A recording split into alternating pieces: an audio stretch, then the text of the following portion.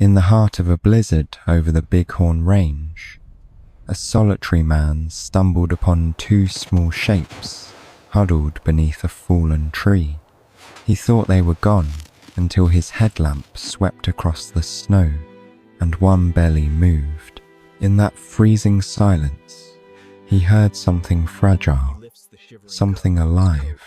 A single choice between rules and mercy would soon pull him into a story that would change his life forever, and the wild around him would never be the same again.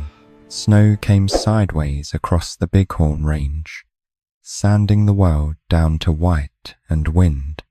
Luke Anders eased his truck along the ridge road until the drifts swallowed it whole.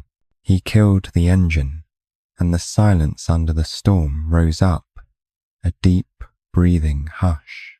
Somewhere below, the tree line tore open around a fallen pine, a darker seam in a sheet of ice. He stepped out into air that burned his lungs, headlamp cutting a narrow tunnel through the blow. The beam swung, caught a hollow beside the uprooted trunk, and stopped. Two small shapes lay there, pressed into one another like stones in a riverbed. One trembled barely. The other was still as carved snow, rimed lashes shut. He came down on a knee, boots sinking, glove brushing powder from small ears, short tail, spotted fur. Bobcats, young, wrong place for a night like this. Easy, he said to no one, voice carried off by wind. The trembling one flinched, a thin hiss that died quick, all bluff and no air behind it. The still one stayed stone. Luke shrugged off his field parka and wrapped the shivering kit tight, tucking it against his chest. The other he lifted carefully, body slack, jaw loose, cold sinking through the pelt.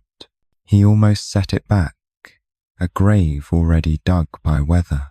Then his headlamp slid low, and a shadow crossed the belly like a fish beneath ice. He froze.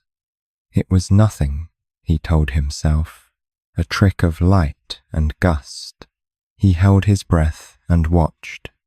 There again, so slight, it could have been his own pulse bouncing through his hands.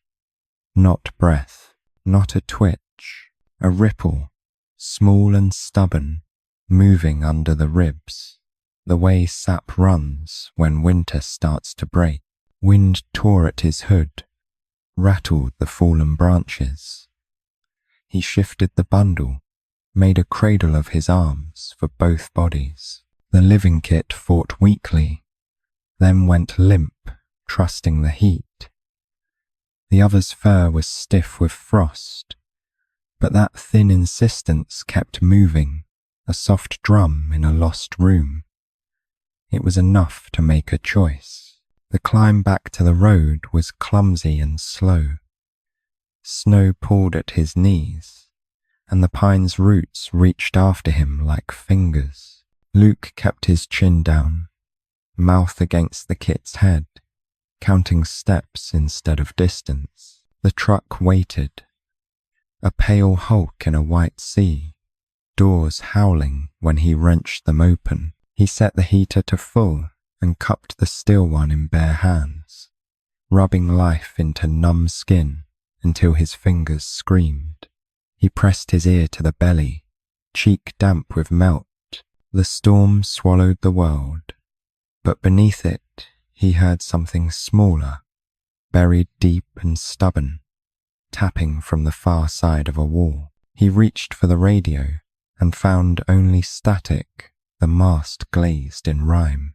Nora Clay would be stuck on her own ridge tonight, hands on the same useless dial. Tomorrow, he said, knowing the storm didn't keep calendars. You hold on till tomorrow. The trembling kit stirred, pressed its muzzle into his sleeve and sighed. Luke stripped off his wool cap and tucked it around the smaller body like a nest. He slid a hand under the slack jaw, feeling for the place where a throat would rise to swallow. Nothing. He waited, heart pacing against the glass. Then the belly rippled again, and under his palm a thread pulled taut and quivered back. Out beyond the hood, the blizzard flattened the road into a blank, and the headlights carved a tunnel through falling chalk. He eased the truck into gear, wheels biting, then floating, then biting again. The cab smelled of wet fur and iron, and the sharp, clean bite of snow. His hands shook, but the shaking wasn't fear alone. A gust shoved the truck sideways, and the world disappeared, then returned. He drove by habit more than sight, ribs aching from how tight he held the small weights. He talked without thinking, the way a man talks to a skittish horse, low and slow. Stay with me. I see you. I've got you. We're not done. Not tonight. The station rose out of the storm like a ghost. Porch lamp half buried in a halo of ice. Luke shouldered the door open, heat stumbling to meet him. He laid the trembling kit in a wool-lined crate by the stove and came back for the other, gentler now, as if noise could crack the thin glass over the thing inside. On the work table he spread towels and set the small body down, steam lifting from melted frost. He worked by lamplight, warm water, slow circles, breath fogging the air. Inside the belly, the ripple answered him, patient, impossibly steady, as if the storm had rules it could not break. His chest loosened on a long, shaking exhale. The wind kept worrying the eaves, and snow squealed across the windows. But the room gathered its own weather wood smoke, damp wool, the faintest tremor under his fingers. Luke glanced at the calendar nailed above the stove and didn't read it. Time had narrowed to the space between ripples, to listening without blinking. He pulled a blanket over his shoulders and sat beside the table, palm resting lightly on the small rise of fur. The other kit slept now, a fist of warmth in the crate. He watched the belly move, the quiet proof that something else waited inside the stillness. The storm pressed its face to the glass, and he let it. Inside, a second heartbeat kept time. Dawn never quite arrived. It only thinned the storm to a paler grey. Inside the station, the stove ticked and breathed, a small sun in a wooden well. Luke worked by lamplight, laying the two bodies on towels, steam lifting off their fur. The smaller kit curled tight, trembling in fits, then settling. The other lay slack and heavy, as if sleep had drifted out too far to find its way back. He peeled back frost with a damp cloth, revealing spots and scars he hadn't seen in the headlamp glare. The slack one wasn't a kit at all, but a young female, small for her age, ribs plain under winter's edge.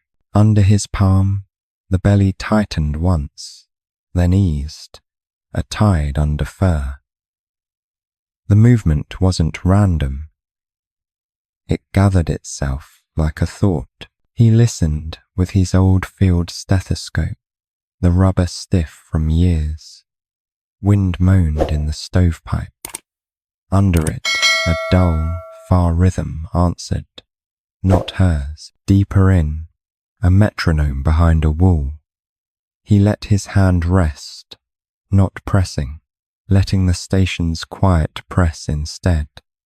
The trembling kit lifted its head, watched, eyes clouded with thaw and fear.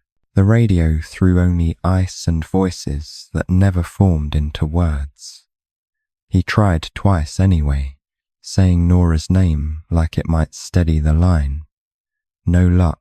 He set the mic down and washed his hands at the tin sink, knuckles raw from cold and worry. When he returned, the little Tom let out a paper-thin hiss and swatted, claws flicking his wrist open. It stung bright and clean. He didn't pull back fast. He showed the empty palm, spoke low like he had on the road. Easy, I know.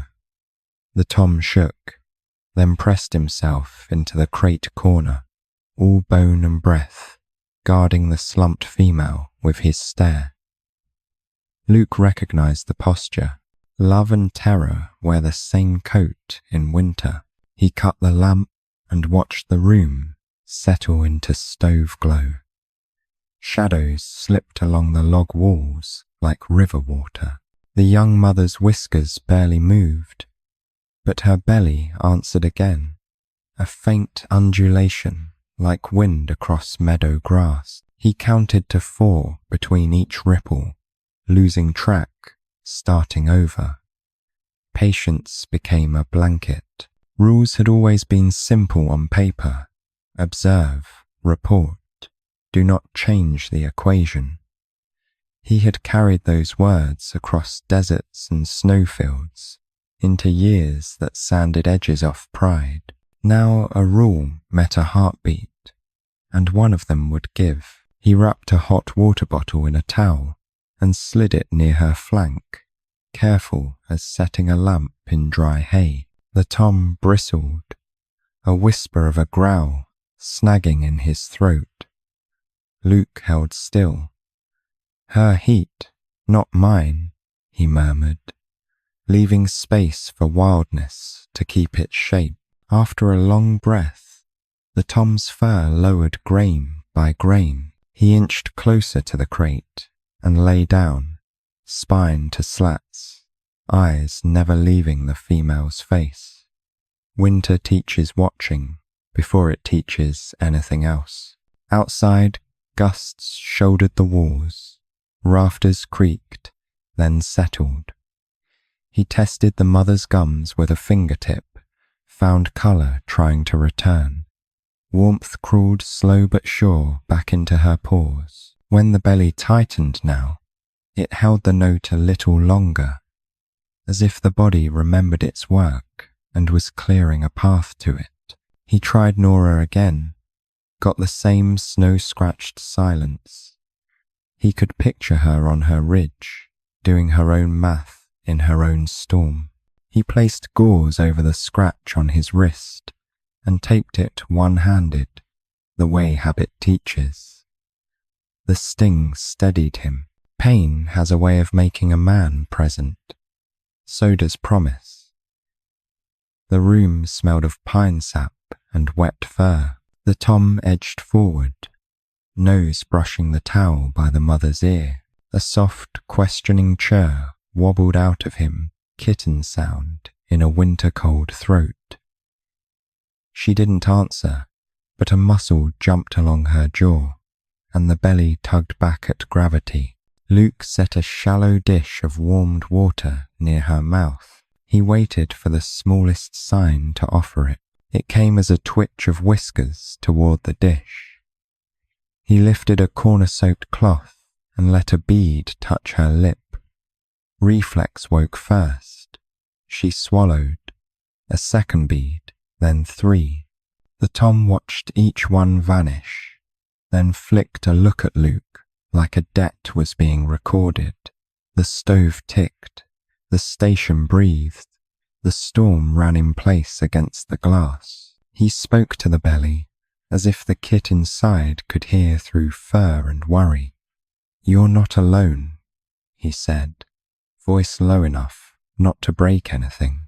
The Tom blinked slowly, settled his chin by the mother's shoulder blade. The female's breath deepened, fell into a cadence that a body chooses when it thinks it might make it. Time thinned into simple tasks. Warm, wait, listen.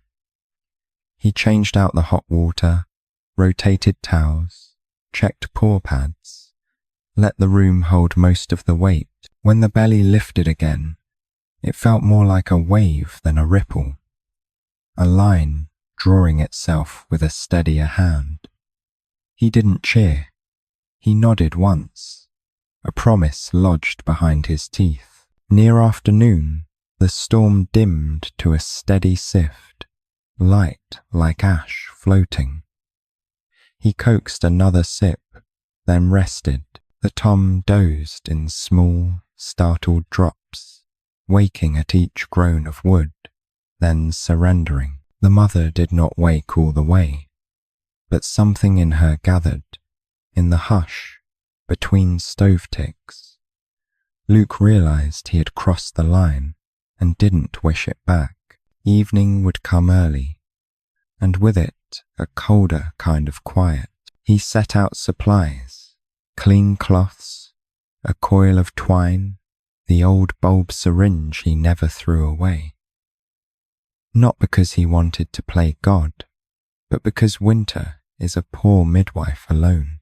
The belly rose once more under his palm, firmer now, sure in its asking. The storm listened, and for the first time all day seemed to step back.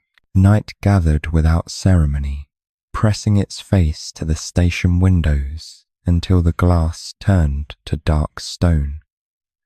The stove's small fire stitched an amber seam across the floorboards. Luke moved softly around the table where the young female lay, her breath shallow but accounted for, the little Tom curled in the crate like a knot of leaf and shadow, watching everything. He warmed new water, wrung the cloth till it stopped dripping, and laid heat along the mother's flank.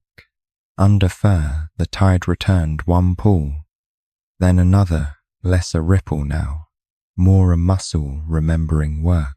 He set his ear close. The storm's moan lived in the stovepipe, but beneath it he caught a second music, a rhythm shy of being born. The Tom crept to the crate's lip, whiskers forward, pupils wide as coins in low light.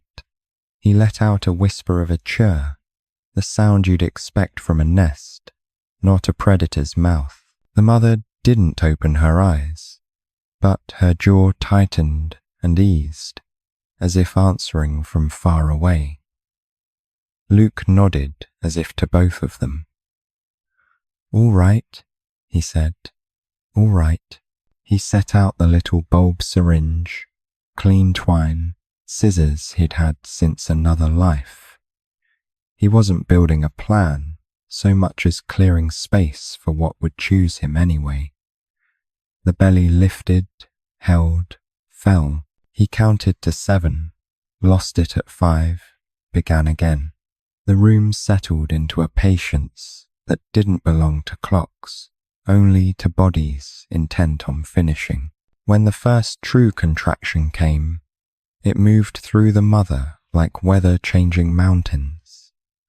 Her paws flexed, claws sheathing and unsheathing against towel weave. The Tom flinched, then pressed himself firm to the crate slats until the wood voiced a thin complaint.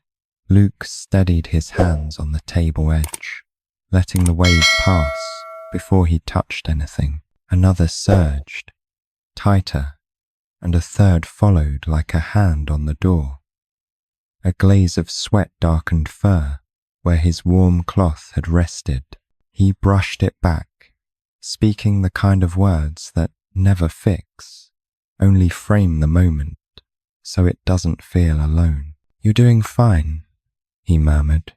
"You're almost there." The Tom breathed with her, small ribs counting along. A glint appeared where there had been only fur and tension, the shine of a membrane finding air. Luke loosened the sack with 2 fingers, and a breath he didn't realize he'd held. The room seemed to narrow to that small, wet world, cupped in his hands, weight no heavier than a fist, color like smoke, quiet, too quiet. He cleared the sack from a tiny mouth. He rubbed briskly with warm cloth, tilted, suctioned, waited. No cry came, just a tremor under skin, the softest refusal to leave. "Come on," he said, not pleading, not commanding. Something between. He rubbed again, firmer, a rhythm borrowed from the stove's tick. A cough like a match struck damp wood, answered back then. A second breath, then another. Sound filled the cabin in increments. A kitten's thin rasp, the stove's pop, the storm letting go in the eaves. Luke laid the newborn against the mother's belly, guiding a blind mouth toward heat and milk. The female's whiskers twitched. Her body, until now a field of effort, softened just enough to admit relief. "Hope," he said. "Your name is Hope. Has this—" The Tom rose, toes silent on the crate bottom, and stretched nose first across the table edge until he could touch the newborn's damp flank. He didn't push or claim. He simply placed his breath there and left it, as if loaning warmth counted as language. Luke felt the knot in his own chest loosen a notch he hadn't known was tight. The mother drifted toward waking, not all the way, just enough to roll her shoulder, to fold a foreleg closer around what lived against her. Her ribs still worked hard, but purpose had replaced panic. The fight had become tending. Luke lifted his hand away and let the room hold them. Outside, the wind changed registers. Less knife, more lullaby. He washed the scissors, coiled the twine back into its tin, set the syringe aside. The ritual of putting things in their places steadied what adrenaline had frayed. He changed the towels under the trio, sliding warm for wet the way a river trades ice for flow in late March. The Tom lay down again, chin on paws, eyes half-masked but unwilling to close. Minutes moved like low clouds. The kitten worked, failed, worked again, learned the angle nature had written for it. Each swallow landed as a small victory. Luke didn't cheer.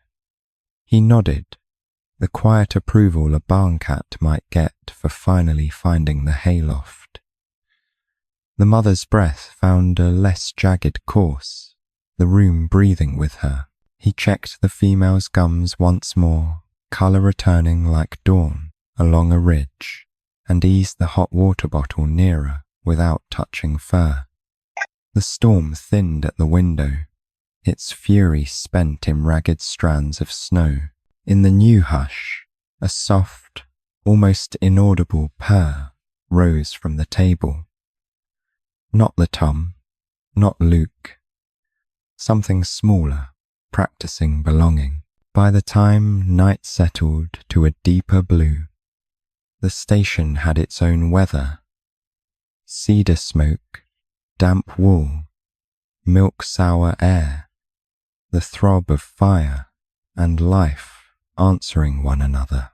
Luke pulled a chair close and sat without hurry, blanket over shoulders, hands idle for the first time in hours.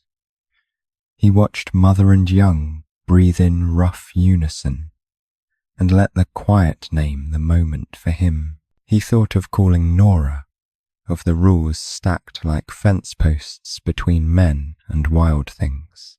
He would call her with daylight. For now, there was only this. A storm learning to be a hush, a Tom learning to be still. A mother climbing back from the edge with something in her mouth that the weather couldn't take.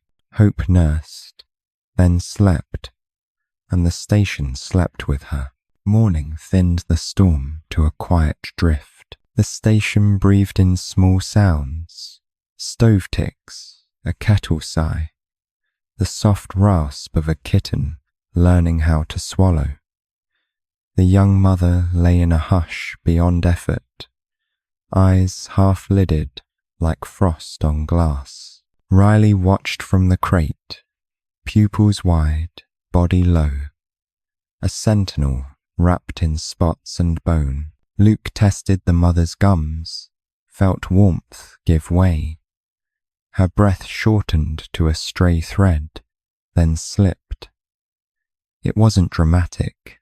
Winter rarely is. He kept a hand over her ribs a long time after they stilled, letting the truth arrive slow. Riley's ears flattened, and Hope's latch faltered, searching the place that would not answer. He wrapped the body in a wool blanket, the one that always smelled like pine smoke and long drives. Outside, snow sifted in a soft veil while he dug beneath the bent-limbed oak. The ground gave grudgingly, the way old hurt does. He laid her down and pressed the earth back, smoothing it until his glove could pretend it was level. Riley followed to the door, and no farther, tail swollen, breath fogging in quick pulses. He made a small sound that didn't suit a predator, half chirp, half question, then was quiet.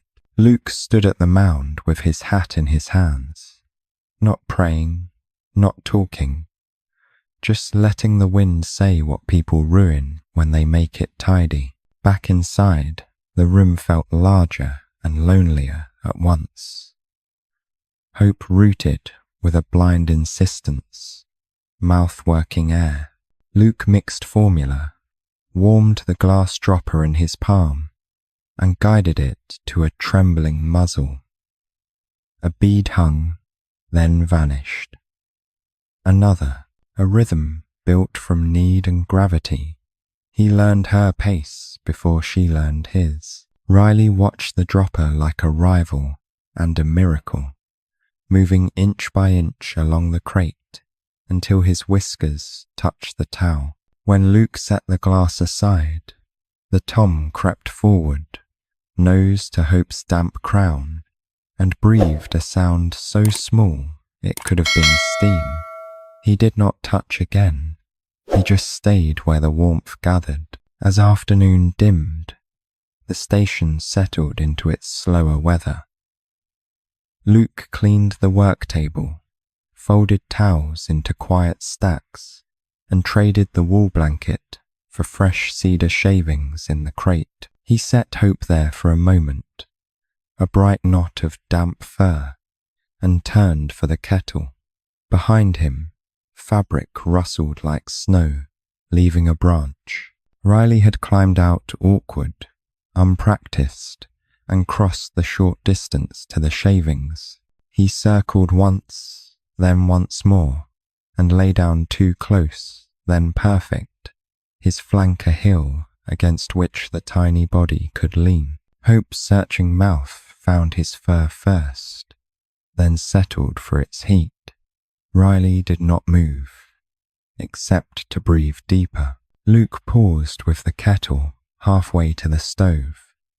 The station took a lower gear, the stove's thrum sinking to the rise and fall of two small chests. He pulled a chair near and didn't sit. Not yet. There are moments you stand for, even when your knees ask you not to. Outside, a jay screamed and then thought better of it. Evening rained blue across the windows, that hour when the world decides to be kind or not. Hope drowsed, woke, drowsed again, borrowing steadiness from the tom's steady flank. Riley blinked slow, the long blink of animals who have chosen, and kept his chin lifted just enough to see the door, the stove, the man. Luke wrote a single line in the notebook by the lamp, two hearts learning the same room. He closed it without a date.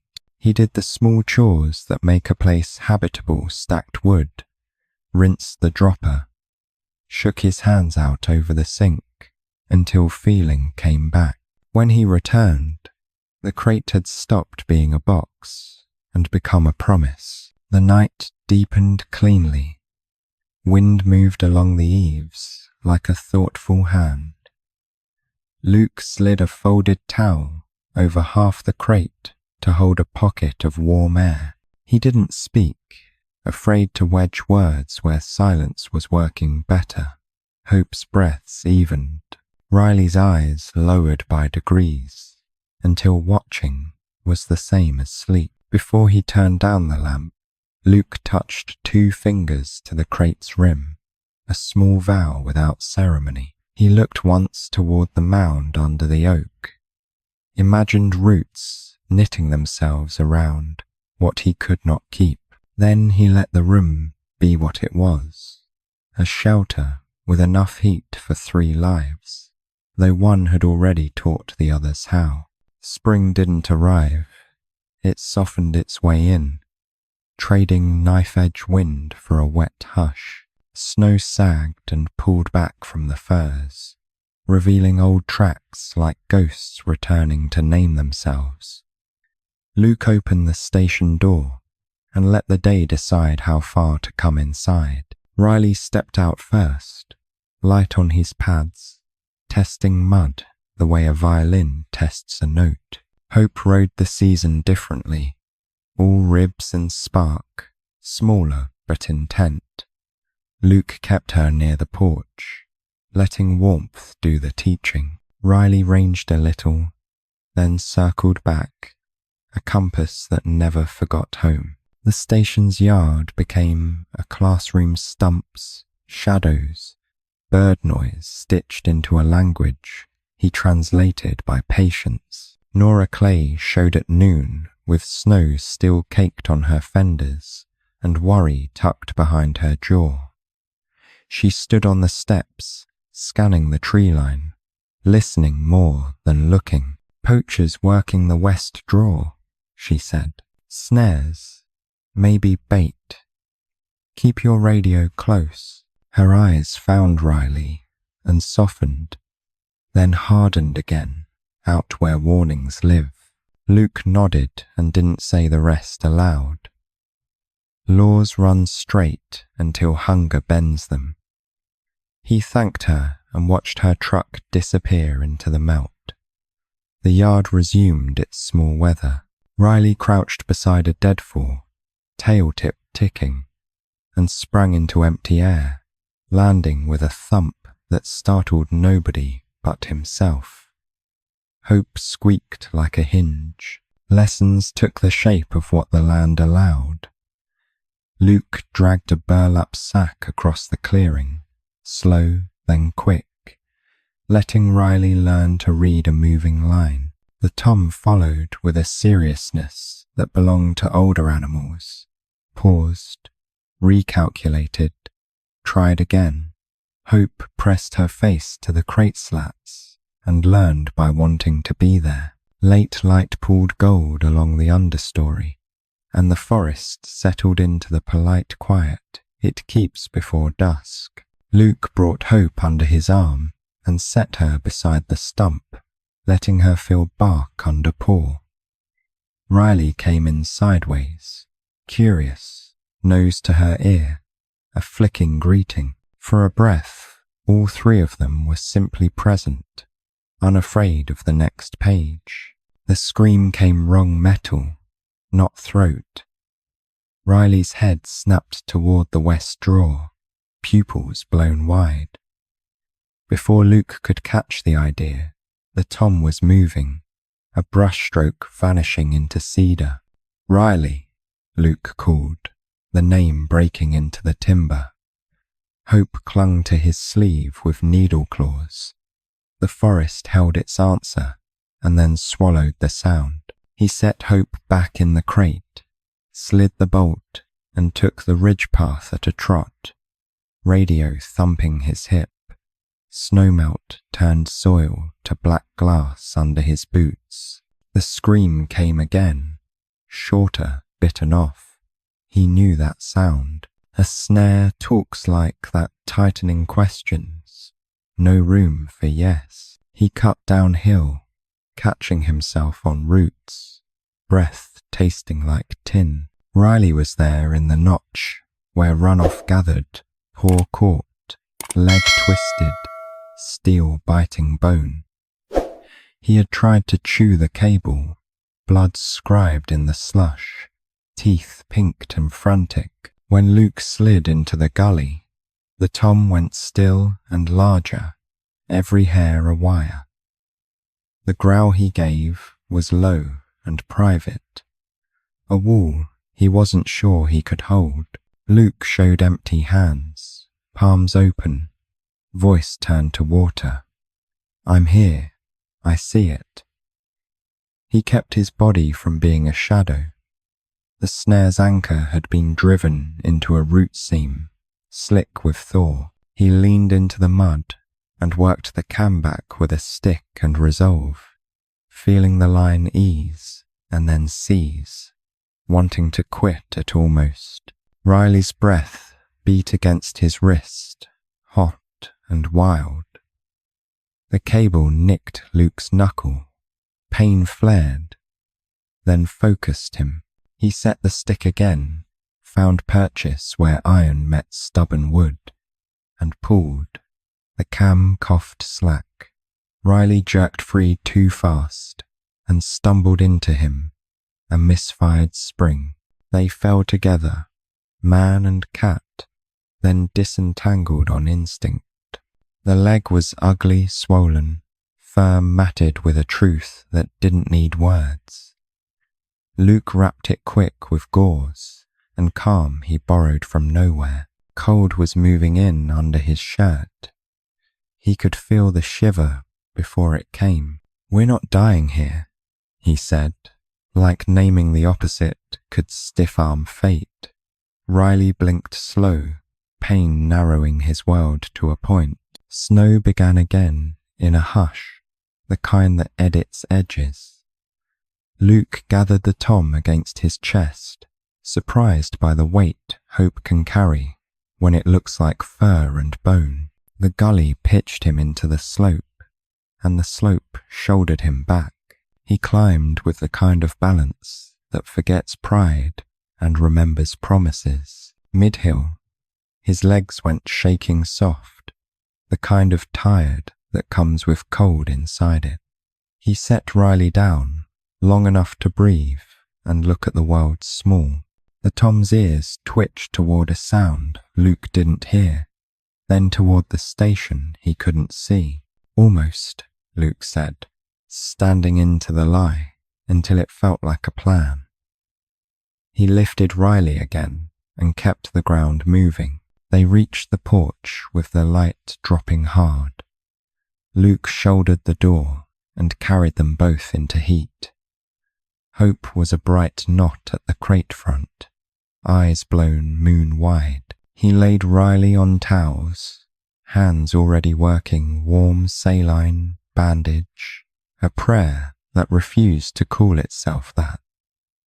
The room filled with the smell of iron and cedar and grit.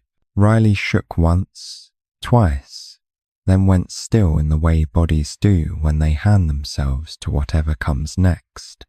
Luke pressed his forehead to the table's edge and counted nothing. Outside, the new snow spoke softly against the glass, saying only what weather can say.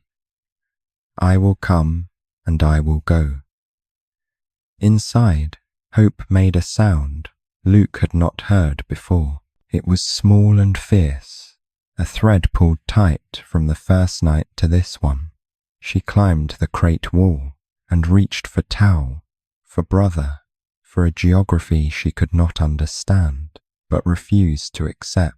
Luke slid his hand under her belly and set her near Riley's good shoulder.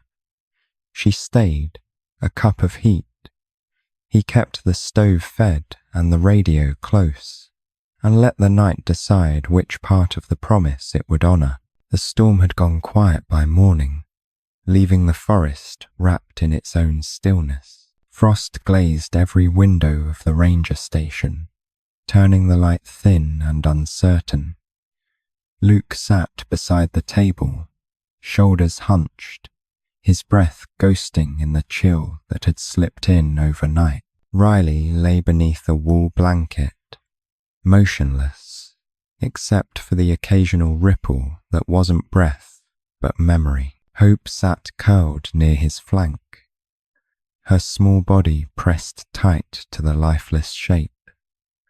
Refusing to understand, she licked the fur along Riley's ear, tiny tongue working slow, as if grooming could pull the warmth back. Luke watched, hands knotted in his lap, not moving, not interfering. Some lessons don't need words. They only need silence deep enough to hurt. When the sun finally pushed through the frost, Luke reached over and touched Riley's shoulder.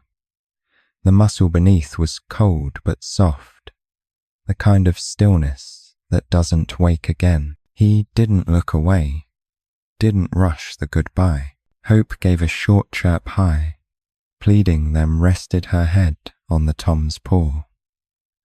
The sound was so small, it felt like it might vanish if the room exhaled. He wrapped Riley carefully in an old canvas sheet, the same one he'd used to line the truck bed during rescues. The weight was nothing, yet it bent his knees.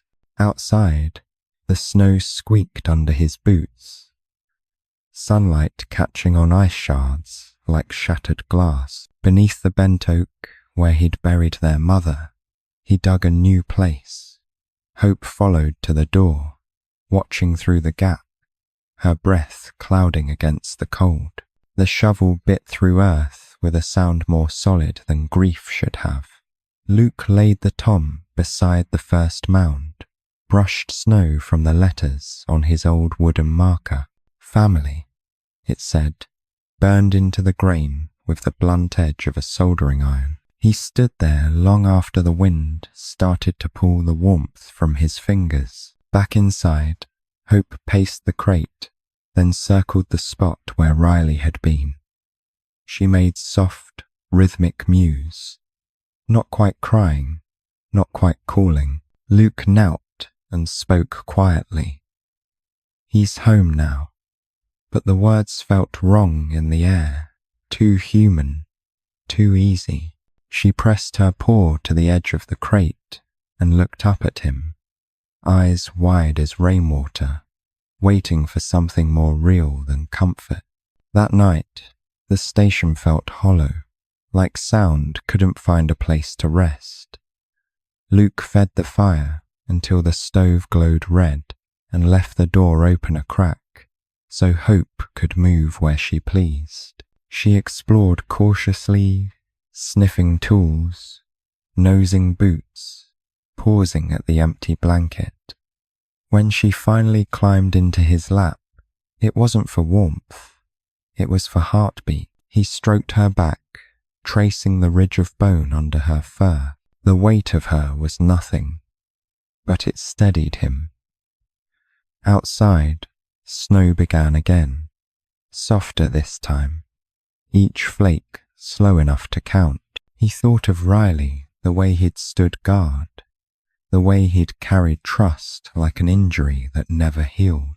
Luke whispered, "You did good, boy," though no one was there to hear it. When dawn came again, the storm had left the forest glass clear.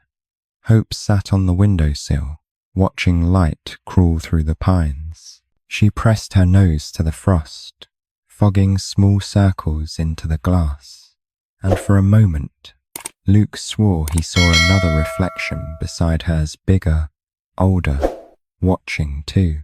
It was gone before he blinked, but the feeling stayed. Days passed in quiet rhythm. Luke tended the traps Nora had marked on her map, dismantling each one with a slow, careful anger. He left the steel open and useless, a small rebellion. Hope followed at his heel through the snow, growing bolder with each outing, Her paws left tidy crescents beside his heavy tracks, two parallel lines that looked like they might reach somewhere kinder. Each evening, they returned to the station, to the crackle of the stove and the scent of cedar and milk. Luke began writing again, not reports this time, but notes to a life he was still trying to understand. Riley gone, one line read, hope strong, winter easing. He closed the notebook before the ink dried, letting truth sit half-finished. As the last snow of the season drifted down, he took Hope outside once more. She climbed the oak's low limb and looked over the white valley, tail twitching like a small flag of defiance. Luke stood below, breath catching in the still air. You made it, he said softly. Both of you did. Hope glanced down, blinked slow, and for an instant, her eyes carried the calm of something that had already forgiven the world.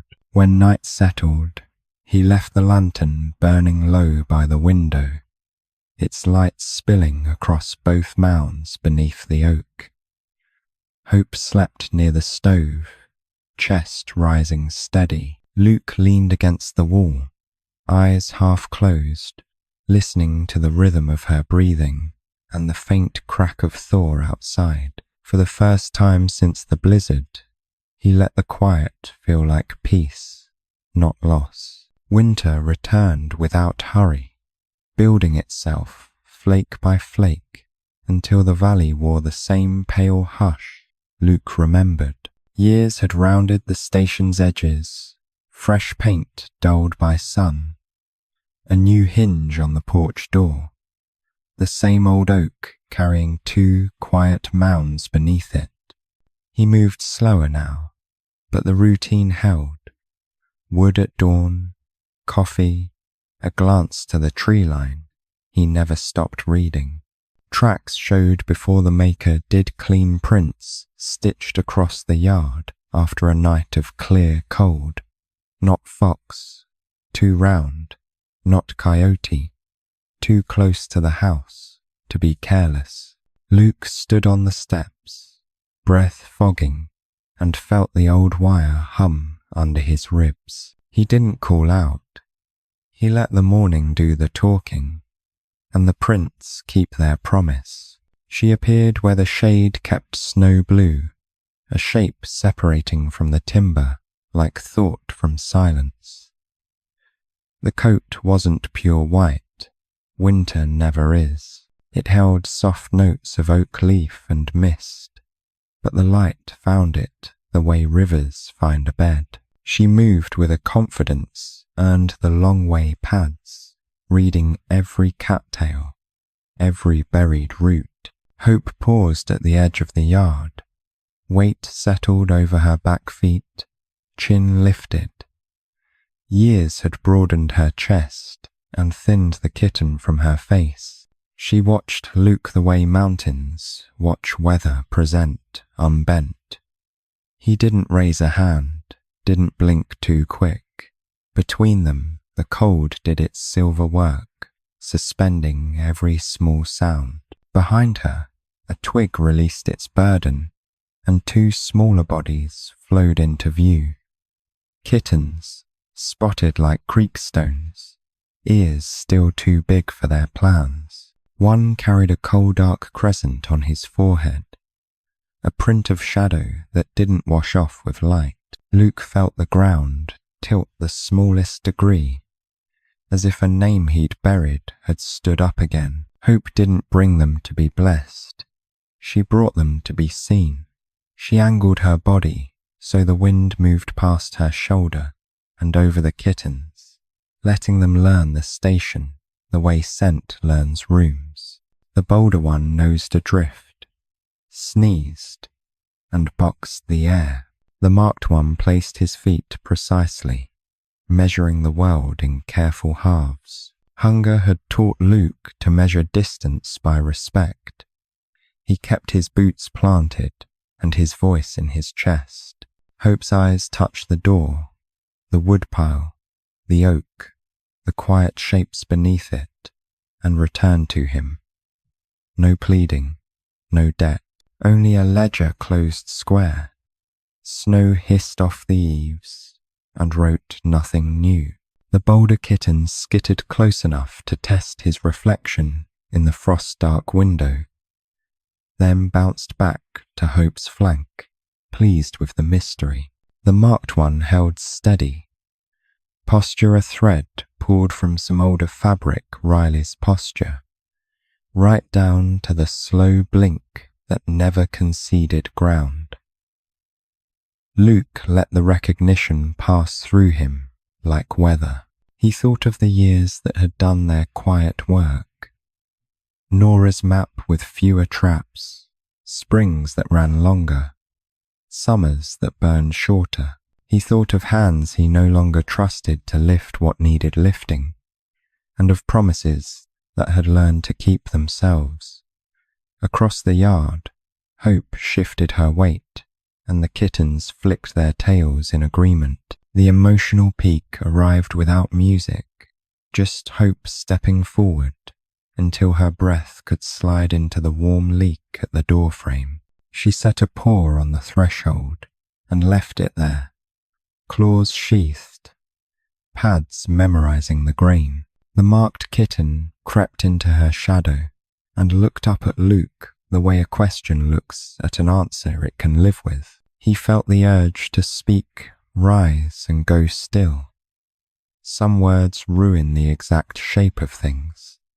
Instead, he tilted his head a fraction, the smallest human bow, and waited.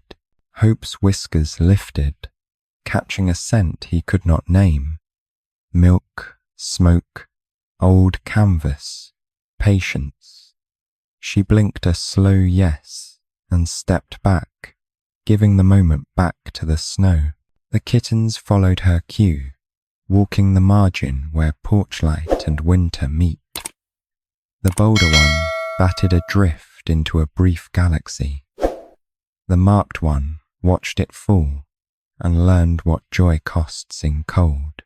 When they reached the yard's edge, Hope paused again, angled her head toward the oak. Luke knew what she was saying. I remember where roots hold. She led them across their own prints, doubling the seam like a stitch meant to last. At the tree line she turned once more, not to ask and not to thank, but to write a final note in the air where breath shows. Then the trees closed around the three of them, accepting what had always belonged. Silence returned, warm from having been used. Luke stayed on the porch until his coffee went cold and his fingers smarted back to life. The yard held the trace of 4 passages. Her stride, their stutter steps, and the careful track that lived only behind his ribs. He set the mug down and smiled the way a man does when the ledger balances on its own. The day had already given him more than it took. Snow fell the slow way that writes time instead of counting it. The station kept its small weather, wood smoke, warm iron, the old lantern by the window. Luke moved through the rooms without hurry, listening for sounds he no longer expected. A soft chirr, a paw on the porch board, the hush that comes before a wild face appears. The oak held its white shoulders, patient as stone. By afternoon the storm eased into a sift. Tracks ghosted the yard, half filled by new fall. Not fresh enough to claim, not old enough to forget. Luke set a mug on the rail and let steam find the cold. He thought of Hope's eyes, the quiet audit they ran over the place store, woodpile, graves, and how she left nothing owed when she turned back to trees. Inside, he opened the notebook to the page that had waited years. The entries were few and spare, A life boiled down to breath, weather, names that didn't need last names. He wrote a single line, returned with the storm. He paused, then added another, smaller, as if whispering to paper were a kind of respect, not alone. Toward dusk, a steady hush gathered outside. That particular quiet the valley saves for choices. Luke stepped to the window and found the yard empty except for the memory of it. He could feel hope at the edge, the way a man feels weather in his hands. Presence can be a temperature. He didn't open the door. He let the place hold its shape. The peak came without fanfare, as true peaks do, a pale shape separated from the pines, and moved to the oak. Hope stood a moment between the two mounds, head bowed, breath hanging like a ribbon. The kittens tumbled after, then settled, mirroring her stillness, as if the posture were a lesson. Snow brushed their backs and stayed. Luke stepped out onto the porch, boots finding the old grooves his weight had carved. He didn't speak her name. Names pull too hard. Hope turned, not startled, not soft, just exact. The marked kitten looked from mound to man, like a bridge being measured plank by plank. The bolder one chased a flake, then stopped, caught by the hush. Hope walked a slow half-circle, bringing the kittens into the drift of light that leaked from the window. She set a paw down, lifted it, set it again, as if mapping a border she could live with. When her gaze found Luke's, it didn't ask or thank. It recognized. In it, he felt the long thread, storm, table, dropper, first breath that had refused to break. He raised a hand the width of a breath, palm shown, then let it fall. The gesture lived and passed like a small bird. A memory moved through him with the gentleness of forgiveness. Riley's steady lean, the little weight of hope against a coil of twine, the way grief had learned to be a room rather than a door. He exhaled, and the air did not steal it. One kitten, careful, crescent marked, took 3 steps toward the porch, then one back, then the last forward again. He lifted his nose, sifted the grain of old canvas and cedar, and chose to remember it. Luke felt a laugh come and lie down behind his teeth. Some inheritances don't show in bone.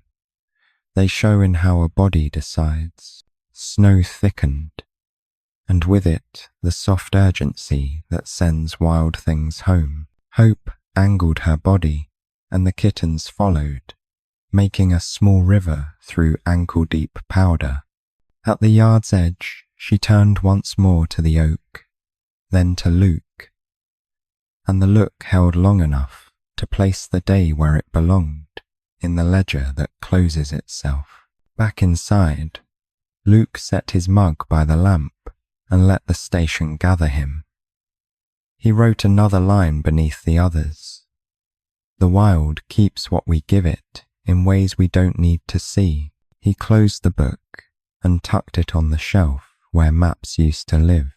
Outside, wind combed the trees, and the porch boards kept the warmth they had. Later, he hung his coat and stood at the window without wanting anything. The yard wore 4 faint paths that the night would erase. He felt no panic at the thought. Vanishing is one way a place says it can be trusted. He watched the last light lift from the snow and thought of all the quiet signatures he would never read. When the lamp burned low, the station went to breathing again.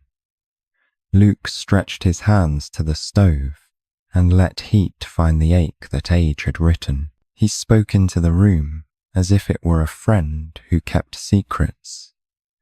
You made it, kid. Whether he meant Hope or Riley, or some earlier version of himself, the room didn't correct him. He slept easy for the first time in a long winter. In the morning, the world would be washed clean. Tracks turned to story. Story turned to root. The oak would shoulder another snow without complaint.